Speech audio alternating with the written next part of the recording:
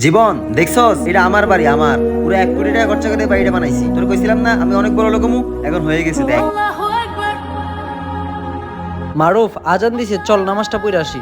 দূর বেড়া, আমার কাছে এখন নামাজ পড়ার মতো 1 মিনিটও টাইম নাই, আমার অনেক কাম পড়ে আছে, আমি যাই। ওর মনে হয় 1 মিনিটও সহ্য হইতেছে না, আমি যে তোমার বাড়ি তুলে লেছি। আইছে।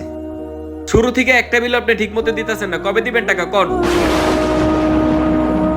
ভাই, আমার বন্ধুর অসম্মান করতেছে কেন? টাকা দেওয়ার যদি সামর্থ্য না থাকে তাহলে আমাদের কোম্পানির থেকে এতগুলো টাকা নিয়ে এত বড় বাড়ি কেন করছেন? কি হয়েছে? আমার বন্ধুর হেনস্থ করতেছো কেন?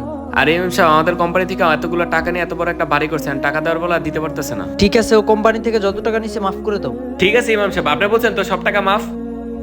ভাই, আপনি একজন ইমামের কথা শুনে আমার সব টাকা মাফ করে দিলেন, কিন্তু কেন? ভাই আপনি হয়তো জানেন না, সে একজন ইমাম হওয়া সত্ত্বেও আমাদের কোম্পানির সিও। আর আমি এতদিন ভাবছি ওই আমার বাড়ি দেখা জলে।